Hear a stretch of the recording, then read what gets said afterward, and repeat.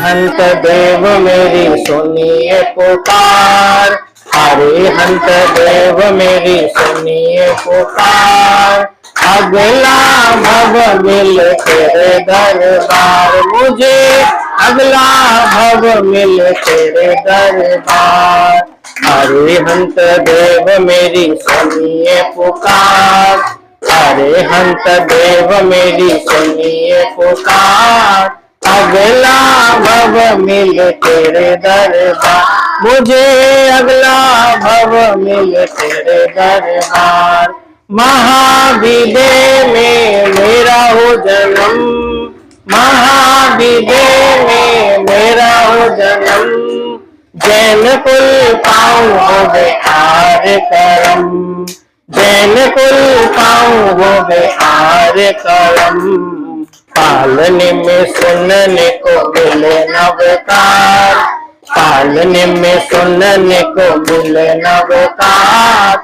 अगला भव मिल तेरे दरबार, मुझे अगला भव मिल तेरे दरबार, मुझे अगला भव मिल तेरे दरबार। बोले महावीर भगवान की, बोले सिमंदर स्वामी भगवान की। एक जमींदार था, वो जमींदार अपने बेटे की शादी करा रहा था, घर में तैयारी चल रही थी।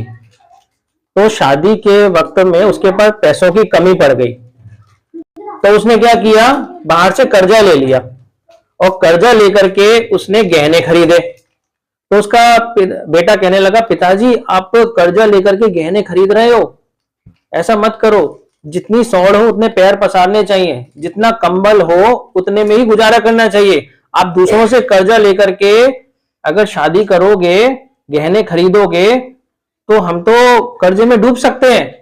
तो उसका पिताजी जो जमींदार था क्या बोला, बेटा इस गांव में हमारा रुतबा है, हम जमींदार हैं, हमें ठाट बाट से शादी करनी है।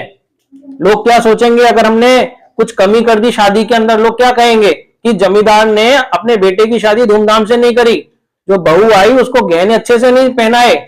तो हमें गहने खरीदने हैं तो कर्जा लेकर के गहने हम खरीदेंगे।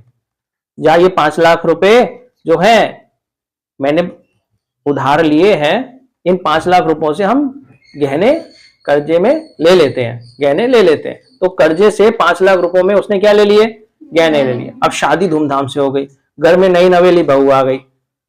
बहू आने के बाद में क्या हुआ, उसकी नौकरी कहाँ थी, लड़के की बाहर थी।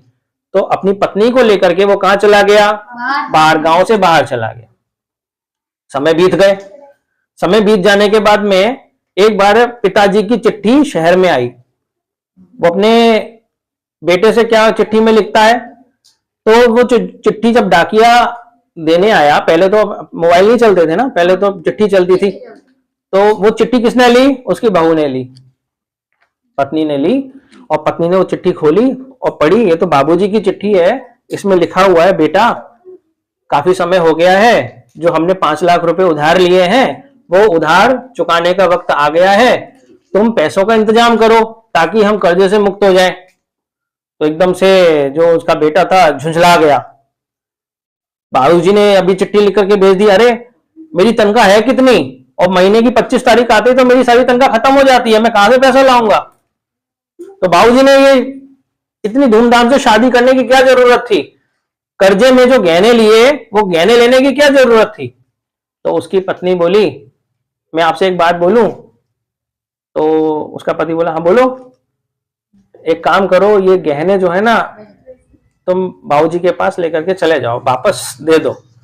तो एकदम से वो हक्का बक्का रह गया। उसका पति कहने लगा, क्या बात कर रही हो, स्त्रियों का जीवन तो गहनों में होता है, सच्चा सुख उसे कहां दिखता है, गहनों में, उसके प्राण है गहने। और अगर मैं तुमसे गहने ले लूंगा तो तुम्हारे प्राण चले जाएंगे, तुम तो अपना जिगर का टुकड़ा यानी गहने निकाल करके तुम मुझे देने की बात कर रही हो। तो फिर वो क्या बोली पत्नी, मेरा तो सच्चा सुख पति का सुख है, अगर जहां पर मेरा परिवार सुखी रहेगा, जिसमें मेरे परिवार को सुख मिलता हो, मैं वैसा ही कार्य करूंगी। उसने कभी सोचा नहीं था उस लड़के ने कि मेरी पत्नी इतनी अच्छी होगी जो इतनी अच्छी बातें करती हो। आता ही समझ में, एकदम से वो हक्का बक्का रह गया। फिर भी उसने अंत समय में पूछा, तुम्हारा ये डिसीजन पक्का है क्या तुम वास्तव में अपने सारे गहने मुझे देने को तैयार हो ताकि मैं इसे गांव ले जाऊं और अपने बाबूजी को दे दूं, पिताजी को दे दूं? तो पत्नी बोली, निश्चित, जरूर, आप इन गहनों को लेकर के चले जाओ, मैं पूरी तरीके से एग्री हूं, मुझे कोई आपत्ति नहीं है।